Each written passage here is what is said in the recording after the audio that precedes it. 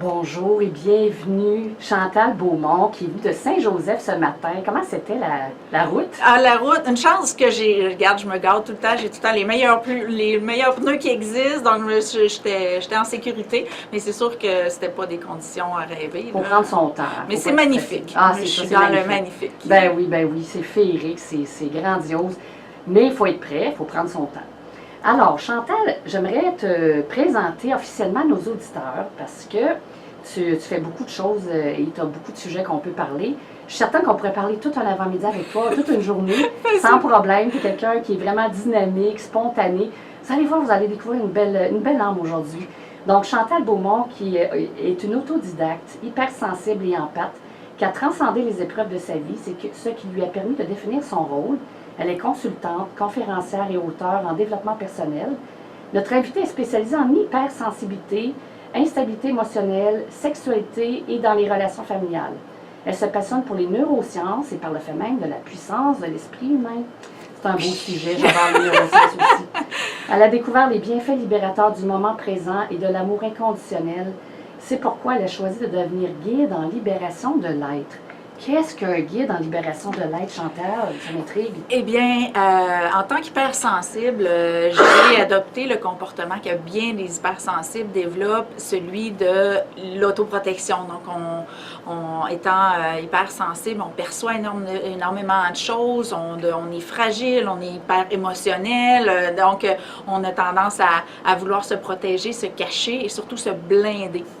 Donc, je l'ai vécu comme ça et je sais qu'il y a beaucoup de gens qui le vivent comme ça. Par contre, on n'est pas ce don-là, cette capacité d'hypersensibilité-là pour se cacher. On est là pour aider les gens, pour se connecter aux gens et c'est dans la découverte que, hey, wow, j'ai le droit c'est beau pleurer, c'est beau rire, on a le droit de se mettre en colère, donc de se donner le droit de vivre l'ensemble des émotions.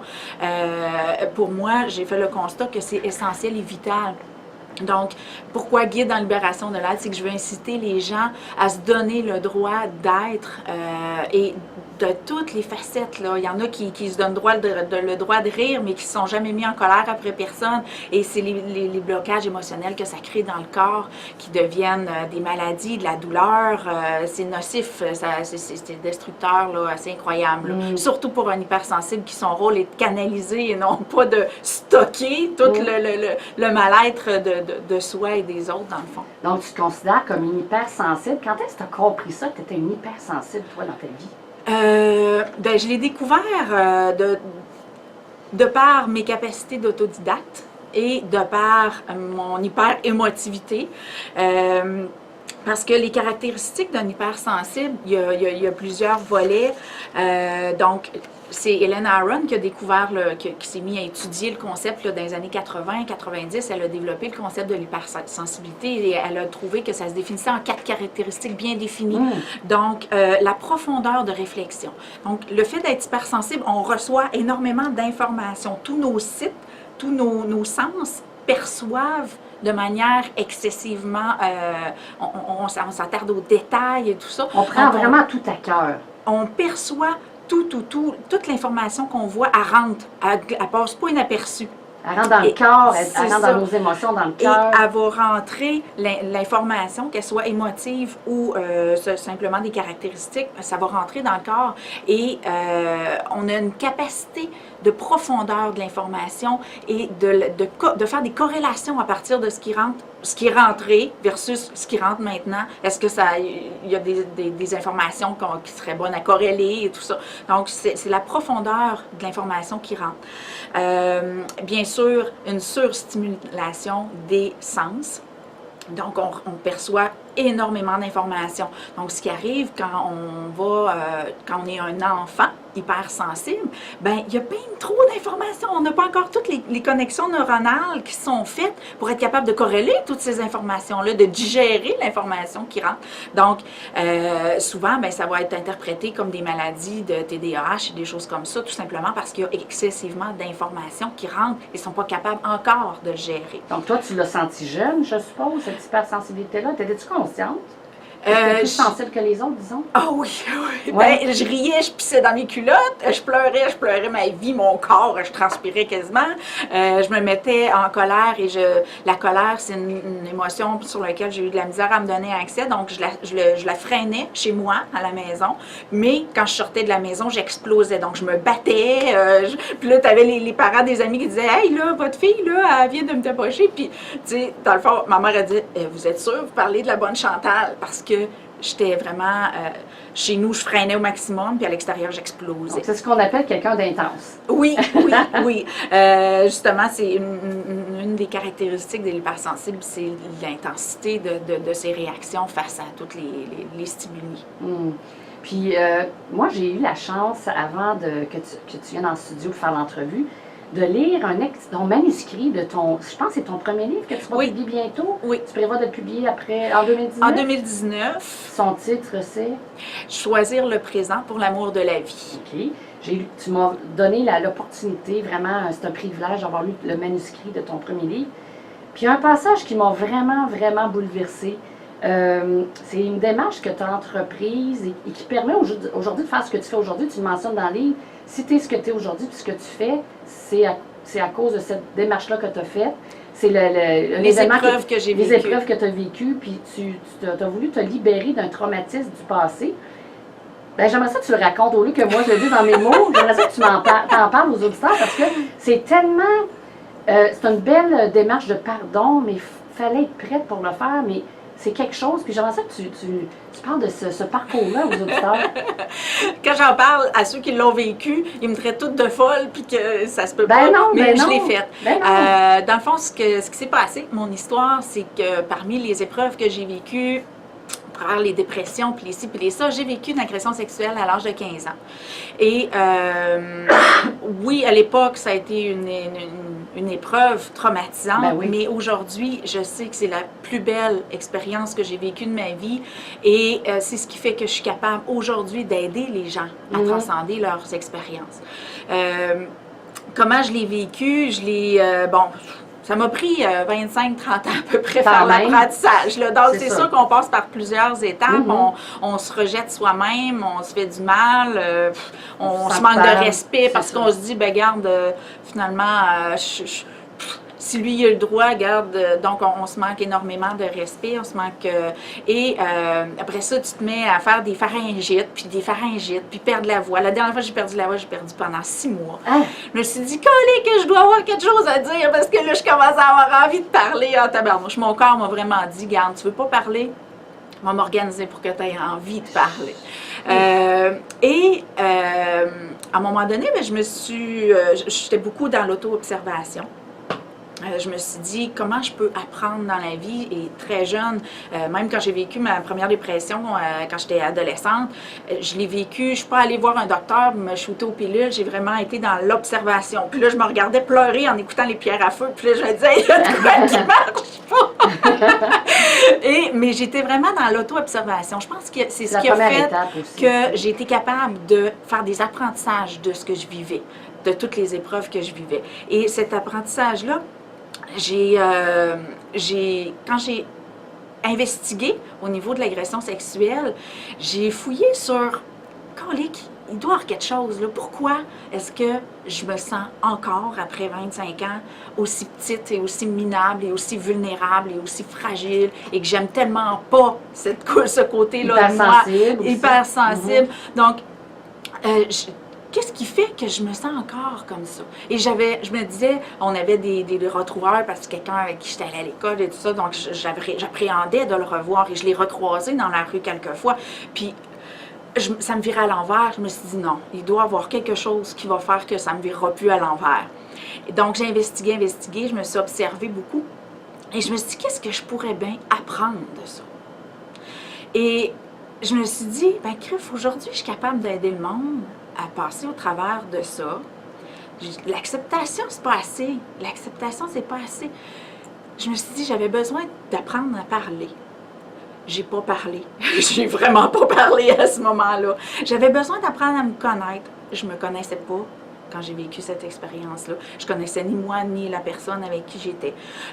Donc, il y a des besoins qui servent à nous nourrir. Puis je me suis dit, ben colique, ça m'a permis d'apprendre à aimer la partie de moi qui était vulnérable. Puis il y a comme un effet tac au tac qui s'est fait dans ma tête, qui m'a frappé comme un mur de béton, qui a dit, ben colique, si j'avais quelque chose à apprendre dans ça, ben j'avais besoin de quelqu'un. J'avais besoin d'un agresseur pour me faire vivre cette expérience-là. Et ça a fait ouf! Puis, étant donné que je suis une professionnelle de la culpabilité, je me suis encore replongée dans la culpabilité. Puis, je me suis dit, calique, j'ai eu besoin de quelqu'un que je méprisais autant. Je l'ai détestée, cette personne-là. Puis, je la côtoyais. Je voyais qu'elle avait une vie sociale. Je disais, j'avais envie que tout le monde déteste cette personne-là. Donc, j'ai envoyé énormément d'énergie négative sur cette personne-là. Puis, je m'en suis voulu. Mais en même temps, à un moment donné, tu te dis, ben, Criff, merci. Merci, j'ai été capable maintenant de faire mon apprentissage, après 30 ans, j'accorde que ça a été long, mais j'ai été capable de faire un apprentissage qui me permet maintenant d'aider les gens. Donc, un jour, j'ai dit merci à cette personne-là, à l'intérieur de moi, et viscéralement, j'ai ressenti ce merci-là tellement fort que une nuit, j'ai rêvé à lui.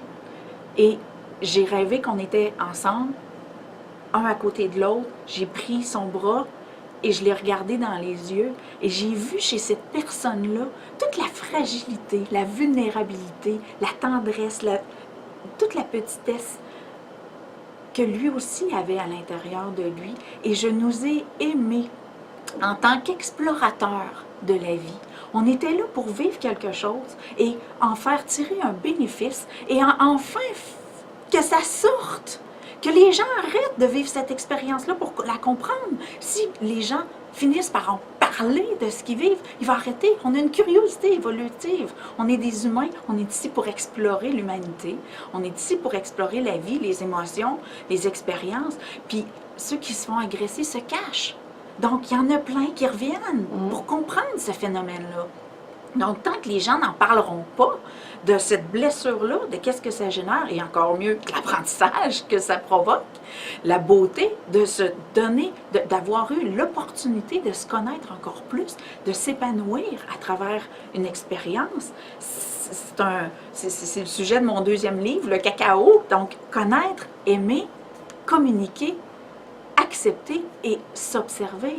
C'est les 5 concepts qui permettent d'évoluer. Donc, si on ne vit pas d'expérience, on ne peut pas se développer, on ne peut pas apprendre, on ne peut pas se découvrir.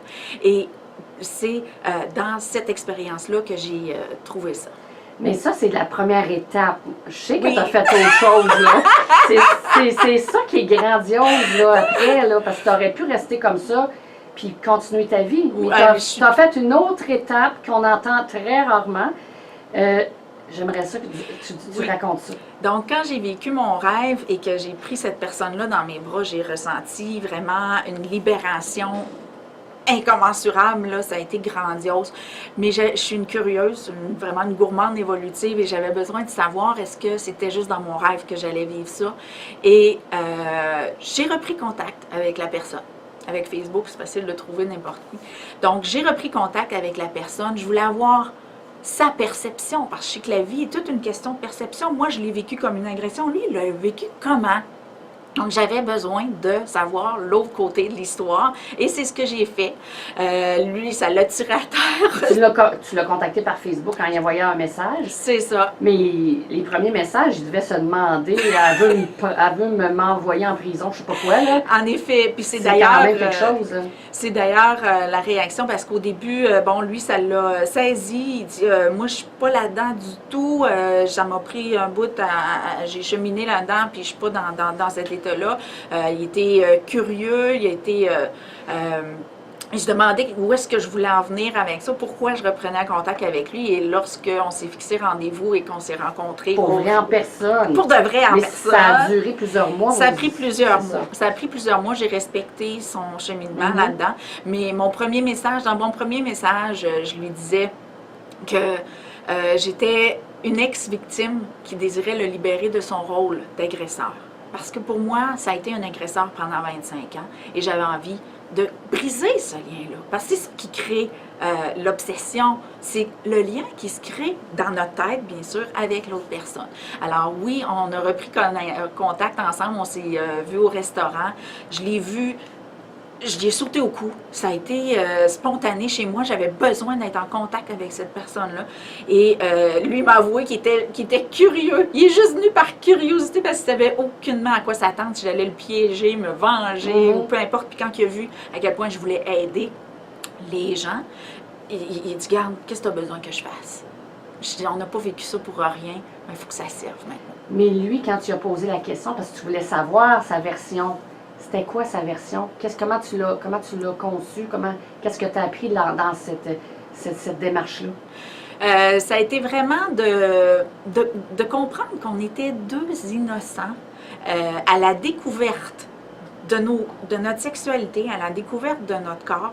Et moi, paniquée dans la perte de contrôle, j'ai déserté mon corps, je suis sortie. J'ai eu ma première expérience extracorporelle, mais je suis sortie, toutes les flashs, la mémoire que j'ai, je me vois au-dessus de nous.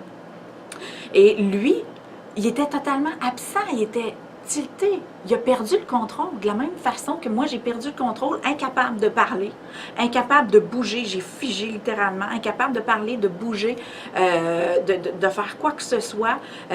Oui, j'ai été réticente, je me souviens avoir fait des mouvements de répulsion, mais lui, était totalement hors de contrôle. Un adolescent, c'est hors de contrôle. Et on va en parler un peu plus tard du volet sexualité, là. Donc, l'hypersensibilité combinée à la sexualité, les hormones et la curiosité, les pulsions que ça provoque. Bien, sans l'excuser, là. Ça a dégénéré. Je veux dire, cette démarche-là, tu as appris quelque chose. Oui. Tu as appris quoi? Qu'on est tous des explorateurs. On est tous en train d'apprendre à se connaître, à se découvrir, à connaître nos limites, à connaître nos besoins, à connaître nos objectifs. Donc, c'est vraiment de définir qui on est et ce qu'on cherche. Puis maintenant, ça fait-tu quelques années, là, cette démarche-là? Que je l'ai rencontré, on s'est croisés en avril 2018, qu'on s'est revus. Donc, c'est quand même relativement récent. Oui, c'est ça. Puis, là, on est en processus, là, parce que moi, je veux vraiment développer des conférences que je vais faire dans les écoles. Je vise vraiment là, d'aller intégrer dans les polyvalentes le volet hypersensibilité versus la sexualité. C'est un phénomène montant. Et l'importance de se connaître et de se respecter, de s'aimer, développer des trucs de communication pour quand quand tu es craqué, c'est tes hormones, tu n'es pas capable de dire non, tu n'as pas envie de dire non, mais tu es curieux, puis en même temps, tu vois que ta limite, elle s'en vient. Donc, d'être capable de la définir et de l'exprimer. Puis aujourd'hui, avec qu'est-ce qui se passe dans les réseaux sociaux, je veux dire, c'est comme s'il n'y avait plus de limites. On ne sait pas c'est quoi nos repères. Les jeunes d'aujourd'hui ne se connaissent pas plus que nous à l'époque, là. Tu sais, ils se laissent influencer, ils ont plein de modèles différents. Fait que c'est tellement important d'en parler. Mais quand tu l'as contacté, parce qu'il a dit « Comment je peux t'aider », ça en est venu à quoi finalement? Parce que je pense que tu as un projet de présenter quelque chose. Tu veux présenter quelque chose, mais lui, va-tu être là-dedans? Non, bien sûr. Moi, ce que j'aurais aimé idéalement, là, mon idéal, c'était que quand on a repris contact, j'aurais voulu filmer cette reprise de contact-là. Je comprenais que c'est pas tout le monde qui vit dans l'acceptation de la même façon que moi et je voulais quand même préserver son anonymat. Donc, on s'est revus. Par contre, là, je lui ai demandé d'écrire une lettre à cet enfant-là, à cet adolescent-là, sachant qu'il s'en allait chambouler la vie d'une femme pendant 25-30 ans. Donc, c'est qu'est-ce qu'il aurait, c'est ça, qu'est-ce qu'il aurait dit, qu'est-ce qu'il aurait aimé savoir, il est en train. Il m'a dit, regarde, je te reviens dès que c'est fait, mais je comprends que le processus peut être long, mais c'est ça. Parce que je veux, dans la conférence que je veux monter pour les polyvalentes et tout ça, c'est vraiment de la lire, cette lettre-là. Même dans ton livre, ça serait... Ça finaliserait, ça fermerait la boucle de cette démarche-là, en fait. Oui. C'est quand même quelque chose de... Quelle force tu penses que tu avais pour oser aller un peu plus loin que ce que les gens vivent habituellement? Parce que tu l'as pas dénoncé, mais tu es allée à sa... À l'époque, je l'avais dénoncé. Ah, tu l'avais dénoncé? Oui, parce que quand ma mère l'a su, elle m'a vraiment incité fortement à les dénoncer. Donc oui, j'ai entamé des démarches. Puis finalement, j'ai laissé tomber parce qu'encore une fois, il faut que tu le racontes à 25 000 personnes. Le trois quarts te croit pas. Parce qu'à cette époque-là, c'était dans les années 80, fin 80. À cette époque-là, il y avait un principe inversé que les filles se servaient de ça pour faire des dommages à des gars. Donc, il y avait beaucoup de fausses déclarations. Donc, c'était devenu difficile de faire le discernement entre les vraies et les fausses. Donc, à prime abord, souvent, quand on va vers la justice ou vers les ressources, on n'est pas cru. Donc, c'est pas une démarche évidente pour une adolescente, tu sais. Donc, mais moi, ce qui m'a poussée au-delà Il fallait que tu aies une force, tu es hypersensible, mais tu as une grande force en arrière de ça là, pour avoir osé vouloir te libérer, parce qu'il faut le vouloir, là. Tu sais, il faut vouloir cesser d'être victime. Oui. Puis prendre sa vie en main. Qu'est-ce qui t'a mené à sortir ça, là? Je pouvais... J'avais compris que j'avais un rôle à jouer. J'avais compris que si je voulais aider les gens du mieux que je pouvais, il fallait que je continue d'être curieuse, pas juste pour moi, mais pour les autres. Découvrir de quelle façon je pouvais aider le mieux possible autour de moi. Passer de victime à héros, c'est pas un déclic évident à faire. Par contre, il est vital. Et c'est ce qui fait qu'on va évoluer, c'est ce qui fait que l'humain va évoluer, progresser, arrêter de se cacher de nos expériences. Des premières fois, on va en avoir toute notre vie. Mais tant qu'on n'acceptera pas de ne pas savoir ou de ne pas avoir su, c'est ce qui va nous nuire à nous et à l'humain comme tel. Mais moi, je pense, là, Chantal, c'est l'amour de l'humain qui t'a poussé à faire ça, parce que tu te dis depuis tantôt, tu veux aider les gens autour de toi. Je pense que c'est l'amour de l'humain, tout simplement. Ça se peut-tu? Oui, bien, mon côté empathe, qui émane de l'hypersensibilité, mon côté empathe, dans la conscience que tout ce qui nous entoure, tout ce qu'on vit, peut nous servir. Si on ne s'en sert pas, bien, puis si on n'est pas conscient qu'on peut avoir un impact sur les gens, on se prive nous et on prive les autres autour de nous. De tout. Donc, je reviendrai plus tard là, au niveau de l'authenticité, mais c'est vraiment de se donner le droit d'être qui va donner l'opportunité aux gens d'avancer puis d'évoluer. Puis oui, c'est ma passion, oui, c'est ce que je veux, puis oui, j'aime les gens. Écoute, c'est vraiment, j'apprécie énormément cette confiance-là que tu as de te livrer ainsi, de partager cette démarche-là. C'est vraiment touchant. Puis après la pause, on va s'en aller à la pause, on va parler de l'hypersensibilité, on va parler de la sexualité. Tu sais, on va comme débroussailler tout ça parce que on veut pas que ça arrive à d'autres personnes. Qu'est-ce qu'on peut faire pour aller plus loin avec ça? Dans le fond, on veut découvrir qu'est-ce que tu as appris, qu'est-ce que tu veux partager avec les gens. Oui. Fait on vous revient tout de suite après la pause. Juste avant la pause, on a fait une entrevue avec Chantal Beaumont. On poursuit maintenant. Tu as fait un beau partage touchant, bouleversant sur une démarche que tu as faite il n'y a pas longtemps. Là, on parlait beaucoup de l'hypersensibilité.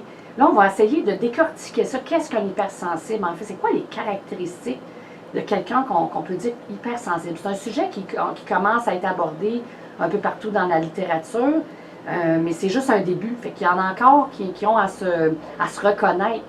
Oui. Puis, je lisais sur ta petite feuille tout à l'heure, au début de l'émission, qu'il y a une partie de la population, il y a un pourcentage qu'on peut déterminer qui sont des hypersensibles. C'est quoi le pourcentage?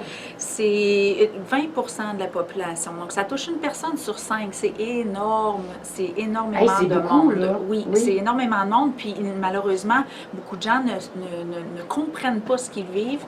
Ils sont déstabilisés par ce qu'ils vivent. Ils ont peur de ce qu'ils vivent et rentrent souvent, la majorité du temps, en autoprotection. Donc, ils se cachent. Ils se protègent et ça va à l'encontre des fonctions d'un hypersensible. Donc, c'est pour ça que je trouvais important de venir démystifier le phénomène parce qu'il y a un phénomène collatéral, je ne veux pas, dans toutes les recherches de héros, il y a il y a un méchant. Donc, souvent, les hypersensibles sont confrontés aux pervers narcissiques. Donc, même sur Facebook, il y a beaucoup de groupes d'hypersensibles. aussi qu'on appelle. C'est ça, là. Donc, de démystifier ce phénomène-là qui, eux aussi, sont une nécessité pour l'évolution et l'épanouissement de l'hypersensible. Donc, les caractéristiques de base, il y en a 4.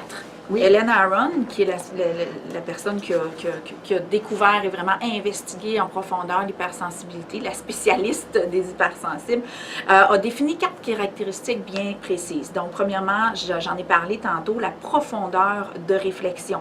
Donc, les informations rentrent en profondeur et il y a des corrélations qui se font. Ça passe pas comme du beurre dans le poêle, là, ça rentre et ça génère des informations pour l'hypersensible. Il va être aussi, la deuxième caractéristique, surstimulé. Donc, tous ses sens perçoivent énormément d'informations et comme je le disais, pour les enfants, ça devient beaucoup trop d'informations à gérer. Meilleur exemple, c'est quand on s'en va au centre d'achat puis qu'on ressent toutes les émotions des autres. Là. Fait que là, il te reste une autre caractéristique? 2 autres caractéristiques. Donc, la forte empathie émotionnelle, c'est qu'on va vivre nos émotions, mais qu'on va percevoir celles des gens autour de nous. Ce qui fait que quand on est content, on saute partout, on vient complètement... Mais quand qu'on va pas bien, qu'on a peur ou qu'on est dépressif ou peu importe, qu'on commence à chuter, on chute bas en tabarnouche aussi. Et le quatrième, qui est sensible aux subtilités.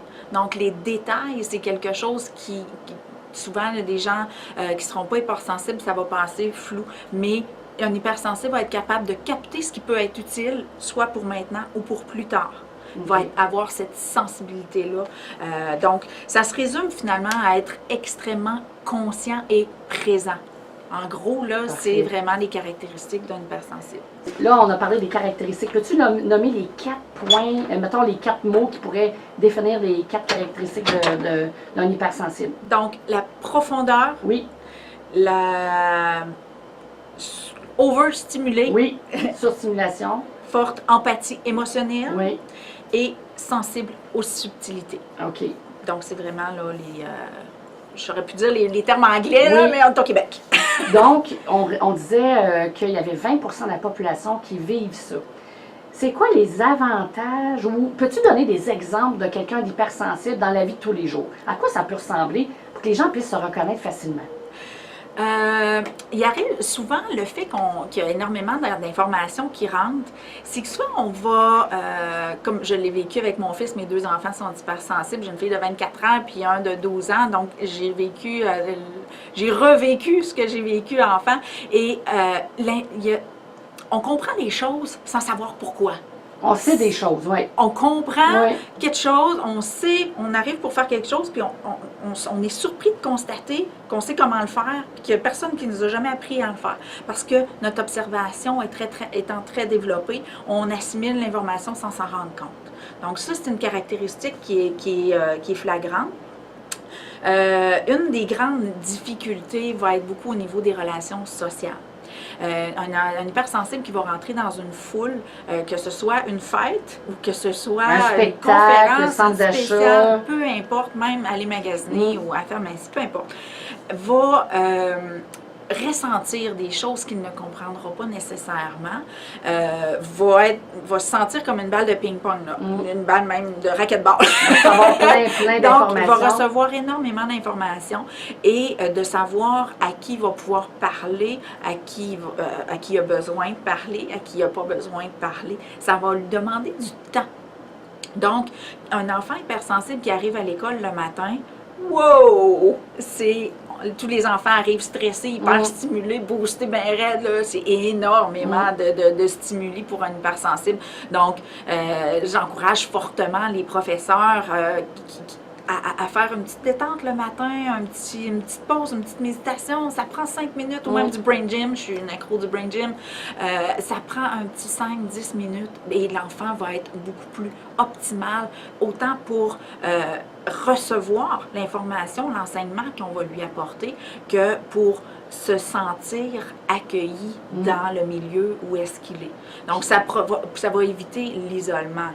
Puis en plus, ceux-là qui, mettons, on va voir un spectacle à nos magasins, quand on vient à la maison, on est super fatigué.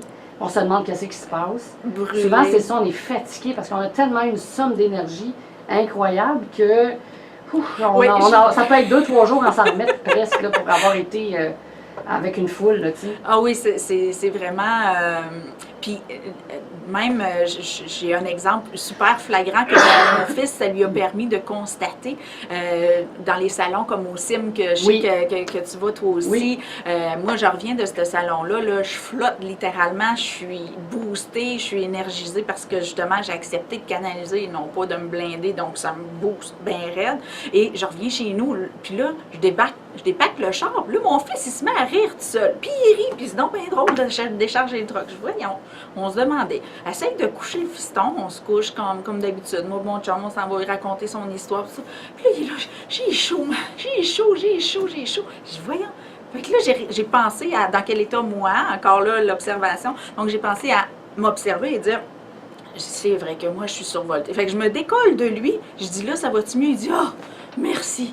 Et c'était une distance, là, je me suis reculée seulement de 2-3 pieds de lui et tout de suite, il a ressenti. Puis là, j'ai remis ma main sur lui et je dis, et ça, est-ce que tu le sens? Il a fait, oh, toi! Donc, c'était vraiment, donc, c'est vibratoire. On est une boule d'énergie. Donc, quand on se donne le droit de canaliser toute cette énergie-là, au lieu de la stocker, bien, on émane, on Ou se rayonne. protéger de ne pas y aller. On C'est s'empêche ça. de faire des choses, Oui. de s'exprimer souvent. Tu parlais tout à l'heure du manipulateur narcissique. Ça, c'est parce que ça rentre dans les relations. Les hypersensibles, tu disais, ils ont une tendance à être avec des personnes toxiques comme des manipulateurs narcissiques ou des pervers narcissiques. Ah, au secours, j'aime pas entendre ça parce que de la même façon que j'aime l'agresseur qui m'a agressé quand j'avais 15 ans, j'aime les pervers narcissiques. Pourquoi? Je te l'explique. Parce que pour évoluer, on a le bonheur d'avoir autour de nous des gens qui ont des comportements et on a l'occasion, comme l'effet miroir. L'effet miroir. Ça, donc, de regarder les autres pour travailler sur nous. Par contre, c'est pas tout le monde qui choisit de vouloir évoluer et de capter ces messages-là pour faire des apprentissages et évoluer. Donc, qu'est-ce qui va se produire pour qu'on puisse évoluer? On va vivre des confrontations. Donc, les hypersensibles qui choisissent de s'emprisonner dans le rôle de victime, qui est à l'opposé de ce qu'ils sont venus faire ici, sont là pour renforcer la race, pour amener l'évolution, ben, et canaliser au maximum et recevoir un maximum d'informations et la transmettre. Donc, un hypersensible qui va se blinder, se refermer et tout ça, a besoin de quelqu'un pour le faire sortir de sa cage, puis qui va dire « ta femme tue! » Donc, pour s'épanouir enfin. Donc, on a besoin de ces pervers narcissiques-là pour donner le coup de pied au derrière à l'hypersensible de sortir de l'ombre. Donc, c'est encore là, moi j'ai choisi de le voir comme ça. Je suis consciente que c'est pas tout le monde qui va le percevoir comme ça. Je l'ai vécu, l'expérience du pervers narcissique. Je sais qu'elle est rock'n'roll, mais c'est ce qui donne enfin le coup de pied au derrière pour progresser, avancer et parler. C'est pour ceux qui ne savent pas c'est quoi un manipulateur narcissique, comment on pourrait le définir? Ben, moi j'aime bien, je suis beaucoup dans le posage de questions et je demanderais à ceux qui souffrent du pervers narcissique, qu'est-ce qu'un pervers narcissique célibataire? Il est un pervers narcissique tant qu'il y a quelqu'un à persécuter, tant qu'il y a quelqu'un qui le laisse avoir un impact sur lui ou elle, parce qu'il y a autant d'hommes que de femmes. Là, je ne veux pas du tout mettre de sexe sur le pervers narcissique. Il y a autant d'hommes que de femmes, parce qu'il y a autant d'hommes que de femmes hypersensibles en passant. Là, il n'y a pas de ratio dans ça. Le ratio est 50-50. Donc, il y a un besoin dans les deux sens. Et si un pervers narcissique est seul, il ne fait plus mal à personne. Il n'y a plus d'emprise sur personne. Donc, de se remettre en question puis de se dire, coudonc, oui, je suis un hypersensible, mais c'est qui donne le pouvoir au pervers narcissique ou à la pervers narcissique? C'est moi. C'est moi qui lui laisse avoir un contrôle sur moi et qui ne fait pas mon apprentissage et qui ne me développe pas. Il teste tes limites. C'est ça. C'est ça. Dans le livre que je suis en train d'écrire, j'ai déjà commencé pour mon deuxième livre, je parle vraiment des 5, le cacao de la vie, qui est les 5 concepts qui vont aider à émerger, à tirer profit d'une expérience. Et je les répète, je les ai dit vite tantôt, là, je vais les répéter plus doucement. Donc, le cacao, c'est connaître, donc se connaître soi et son environnement et son milieu et les gens qui nous entourent. Connaître, c'est comprendre, assimiler tout ça. Après ça, le premier A, aimer, donc s'aimer soi-même, donc se respecter dans ses besoins, ses limites et ses objectifs. Donc, aimer, c'est s'aimer soi-même et aimer son environnement et ce qui va nous permettre de découvrir qu'on a un manque d'amour. Ensuite de ça, communiquer. Communiquer à tous les niveaux. Donc, apprendre à les faire respecter, nos besoins, limites et objectifs. Apprendre à les communiquer. Et quand on a fait un apprentissage, ben transmettre les connaissances acquises. Si on les garde pour soi, on reste à l'heure du Cro-Magnon, on n'avance plus. Et donc, le deuxième A, accepter. Donc, c'est pas de changer ce qui est l'objectif, c'est de l'accepter parce qu'il y a une raison à tout, il y a une raison, il y a un apprentissage à faire. Si ça nous dérange, encore plus. Si on aime ça, ben il faut découvrir ce qu'on aime. On n'est pas là juste pour souffrir, là. On est là aussi pour découvrir à quel point on est capable d'avoir du plaisir en amour. C'est la même chose. Qu'est-ce qui va faire qu'on va tomber en amour ou qu'on ne tombera pas en amour? C'est comment on va avoir réagi à notre première amour. Est-ce qu'on va avoir choisi, après notre première peine d'amour, de fermer la porte et de plus jamais laisser quelqu'un entrer? Donc, c'est de prendre conscience, d'accepter qu'on a un apprentissage à faire, que c'est le fun ou pas le fun, c'est ce qui va nous permettre de nous épanouir. Et le haut de l'observation, donc c'est en s'observant soi, en observant ce qu'on vit, en observant les autres. Donc, l'effet miroir, oui, mais la confrontation qui fait à pourquoi ça me met en...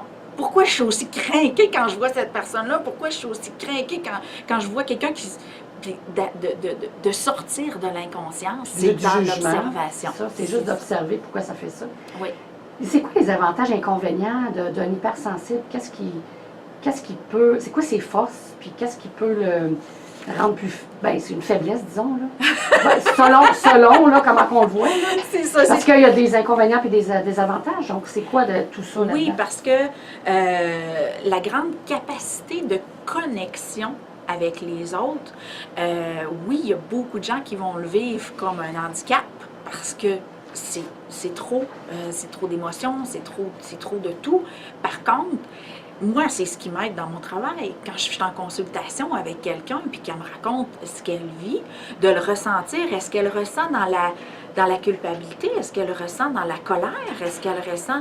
De quelle façon elle vit son expérience? Et j'aimerais apporter vraiment une notion, un espèce de concept que si on a... L'humain, présentement, on vit énormément d'isolement. On vit dans une société où ce que les gens, on est bien chez nous, on est bien dans notre salon et surtout avec les technologies qui s'offrent à nous, on n'a pas envie de sortir. Si la race est en train de se dégénérer, puis les gens ne sont pas plus heureux, donc les gens sont malheureux, vivent des expériences qui les font souffrir pendant des années, qu'est-ce qu'on a besoin? On a besoin de gens qui sont capables de se connecter. Donc, c'est pas un handicap, c'est pas une maladie, l'hypersensibilité, c'est une progression de l'évolution humaine et on a besoin, si on veut que le mal-être universel se guérisse, on a besoin de gens qui vont partager ce mal-être-là pour avoir envie. C'est la différence entre la compassion, l'empathie et voyons, c'est quoi? La compassion, la compatie, d'être sympathique. Donc, la sympathie, la compassion et l'empathie. La sympathie, tu vas plonger dans la noirceur de l'autre. Souvent pour partager sa peine, sa douleur et tout ça. La compassion, tu vas le regarder puis tu vas dire, ben oui, ça va aller mieux, tu vas t'en sortir, blablabla. Donc, tu vas avoir une certaine distance, mais tu vas quand même avoir souhaité que la personne s'en tire. L'empathe va aider la personne à progresser. Et c'est la connectivité qui va faire que si la personne est down, l'empathe a le choix de sombrer dans son down ou de l'amener vers ailleurs. C'est ça, c'est d'en faire une force. Oui. Connaître ses limites aussi. Donc, quand tu parlais de s'observer, de se connaître, plus il va apprendre à s'observer dans son hypersensibilité, plus il va se connaître ses limites aussi. Fait que là, c'est de canaliser cette force-là vers le positif. Puis c'est d'apprendre à faire le discernement entre ce qui nous appartient et ce qui nous appartient pas. Moi, c'est beaucoup ce qui m'a aidé à prendre conscience dans l'observation, toujours que, tu sais, à un moment donné, peu importe, tu sais, il n'y a pas juste le SPM là, qui influence l'humeur d'une femme. Là. Donc, à un moment donné, pourquoi tout à coup, tu sais, tu es agressif ou pourquoi que tu fais le down bien raide, puis tout ça. À l'époque où j'ai fait 4 dépressions. Donc, c'est sûr qu'à un bout de temps, tu te dis, ah non, ça y est, je suis en train encore de retomber. Mais quand tu observes, que tu te dis, ça ne m'appartient pas, j'ai pas aucune raison de me sentir aussi mal ou aussi en colère. Capter une énergie d'une autre personne. Donc, j'ai capté quelque chose qui vient de l'extérieur. Qu'est-ce que je peux faire? Je t'aime. Merci. Tu canalises. Tu purifies cette énergie-là. On est des concierges de la conscience humaine. Donc, on est vraiment... Des concierges. Je sais pas de ce que ça m'est sorti, mais c'est ça. Pas canaliser. Donc, c'est vraiment d'être dans la conscience que il y a beaucoup de personnes, comme ma fille, c'est une personne très, très sensible aussi, puis elle travaille dans les gens, puis elle a un besoin d'aider, mais ce qu'elle voit, c'est la détresse des gens. Bien, j'ai dit, on a le choix de s'apitoyer sur cette détresse-là, ou de la nettoyer, de la purifier, de l'élever. Donc, c'est en amenant, en choisissant, en pleine conscience, en sachant qu'il y a 5 canaux. Oui, il y a la colère, oui, il y a la joie, oui, il y a la tristesse, oui, on est fait pour vivre les émotions, mais de choisir sur quoi on veut nourrir, lesquels on veut nourrir. Et c'est en l'incarnant qu'on va faire la différence. Là, on va aborder le sujet de la sexualité parce que ça fait partie de ton thème puis de ton livre et tout ça. Puis ça fait partie de la vie aussi parce qu'être hypersensible, ça peut avoir une influence sur notre sexualité. Tu sais, quand on est hypersensible, tu en parlais au début. C'est quoi avoir une sexualité épanouie sur le plan spirituel puis vibratoire? Comment tu peux la définir d'après ton vécu et ton expérience? La sexualité, c'est vraiment tout comme... Tu sais, tantôt, je parlais du cacao. Bien, il est autant valide, le cacao, dans la vie de tous les jours que dans la sexualité. C'est d'apprendre à se connaître. La masturbation, là, il n'y a personne qui va aller en enfer s'il se masturbe. Tout ce qu'il va gagner, c'est de se connaître davantage dans ses besoins, encore une fois, dans ses limites et dans ses objectifs. Donc, et c'est d'apprendre à communiquer. Quand je parle du volet hypersensibilité, pourquoi je connecte l'hypersensibilité avec la sexualité, pourquoi je veux aller dans les polyvalentes, c'est de comprendre l'importance du système de communication. L'hypersensibilité, on est boosté, et c'est quand on est dans un lit où est-ce que nos sens sont hyper stimulés, on a la curiosité, on a de l'engouement, on a des palpitations, on découvre des choses qu'on connaît plus ou moins, on expérimente. La personne avec nous aussi vit tout ça. Donc, un hypersensible va être extrêmement stimulé par tout ça, et quand va arriver le temps d'émettre la limite, la capacité va être extrêmement limitée. Parce qu'il va sentir l'autre presque plus que lui-même. C'est ça. Donc, tous ces stimuli vont être décuplés. Donc, c'est excessivement difficile de dire stop ou arrête ou oh, non, ça, je suis pas prête. Donc, d'établir un système de communication. La communication, c'est pas pendant, c'est tout le temps. C'est avant, pendant, après. Et c'est là que ça va enrichir la relation, qu'elle soit sexuelle ou amoureuse ou amicale. Donc, la communication du avant, comment je me sens présentement, comment j'ai envie de me sentir et dans quelle optique je veux développer cette relation-là. Donc, c'est vraiment de rester focusé sur l'écoute de soi, l'observation de soi et le pourquoi de la chose. Parce qu'avoir une relation sexuelle, ça peut être un jeu de découverte. Mais si on le fait dans l'engouement, la passion, on ne sera pas en découverte, on va être dans l'excitation. Donc, de vraiment puis instaurer un système de limites. Comment je vais pouvoir facilement là, te faire comprendre, ça suffit. Si tu en pinçant le gros orteil, en tirant un poil de moustache, c'est quoi qui va faire que je vais pouvoir facilement, avant la relation, te signifier, est rendu là ma limite. J'aurais peut-être pas les capacités de faire un gros signe, de dire un gros non. J'aurais peut-être pas ça. Mais par contre, je vais savoir qu'il y a un piton on-off à quelque part. Donc, c'est très, très important, surtout pour les jeunes. Là, je suis beaucoup dans la conscientisation vers les jeunes parce que c'est vers là que je veux tendre.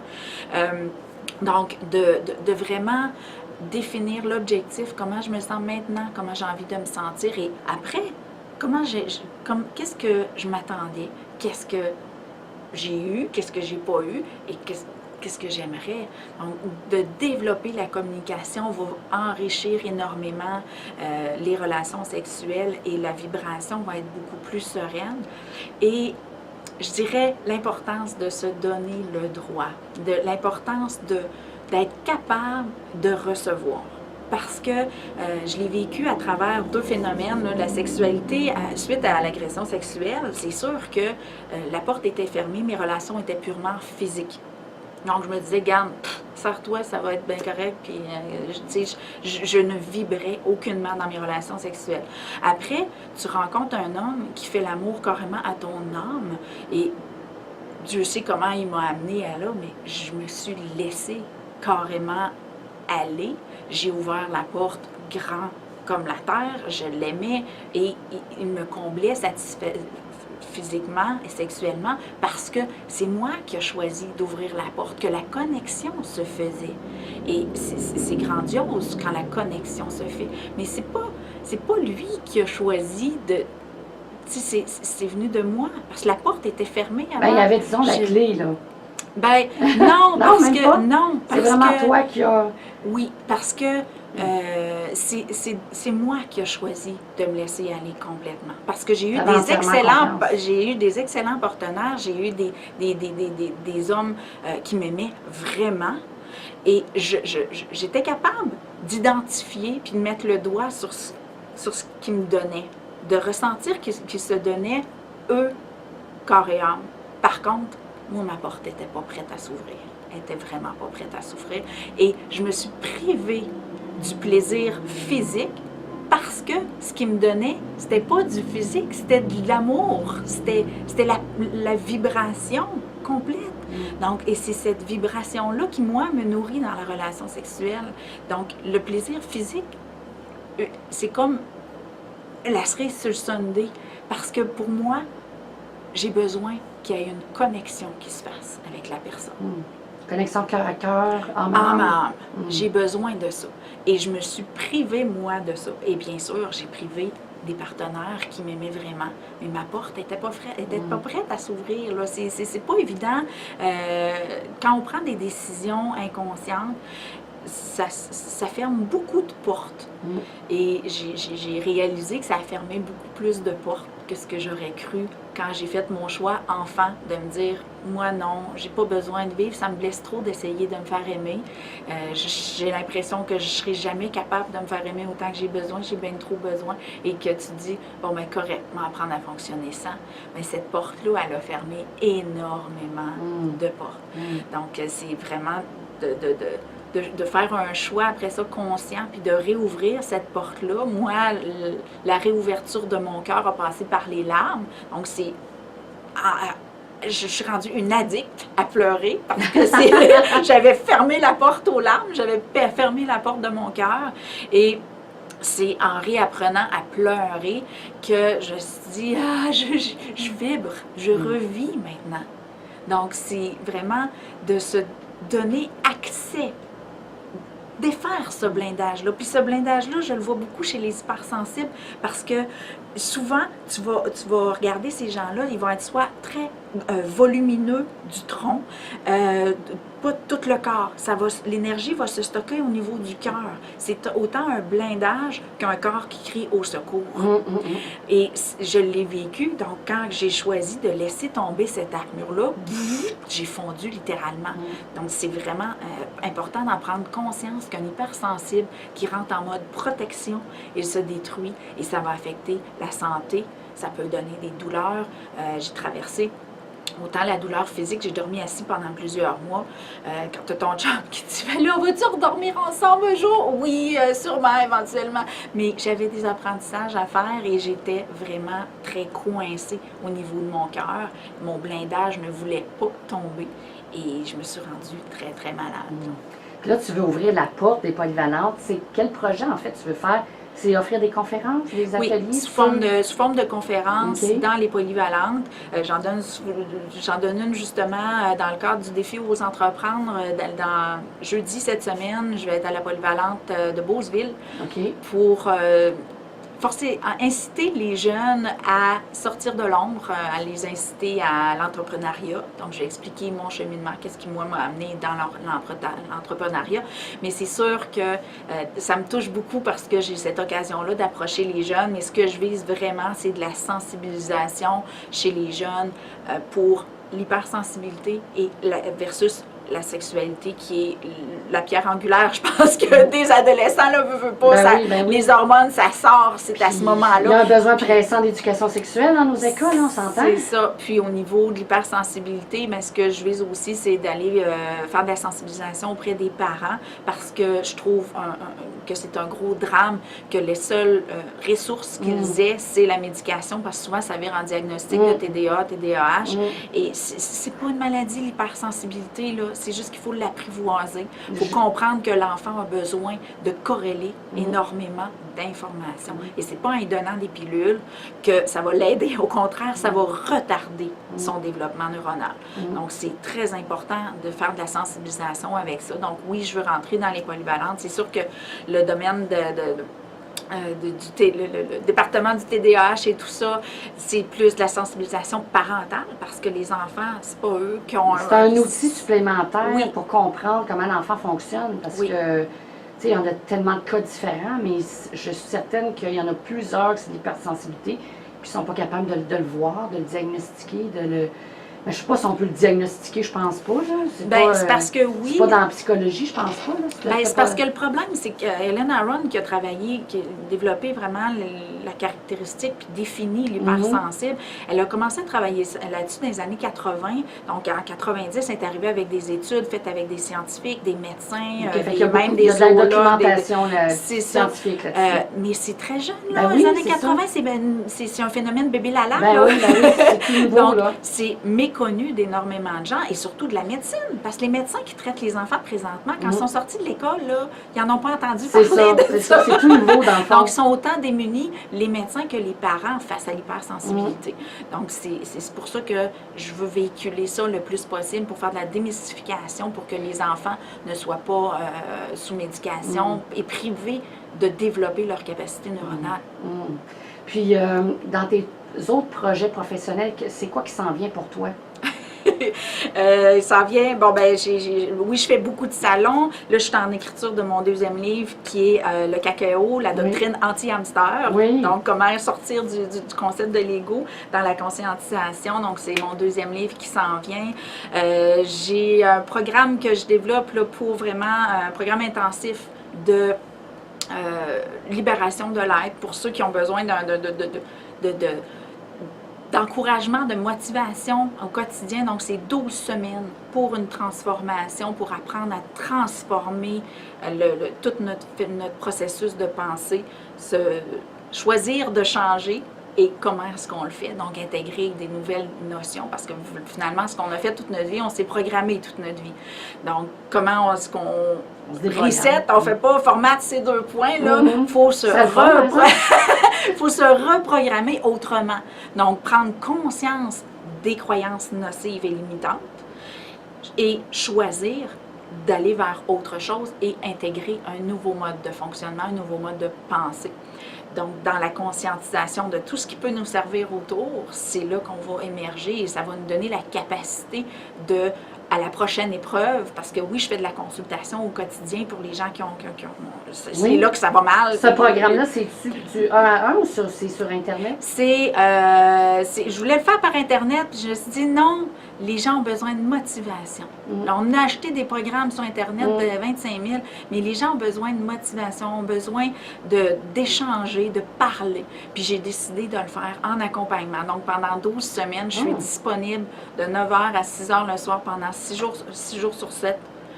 Sur semaine. Donc, c'est des rendez-vous individuels? C'est 2 heures de consultation, 2 fois 2 heures de consultation par semaine pendant 12 semaines. Et aux 3 semaines, c'est en groupe. Ah, c'est bien. Oui.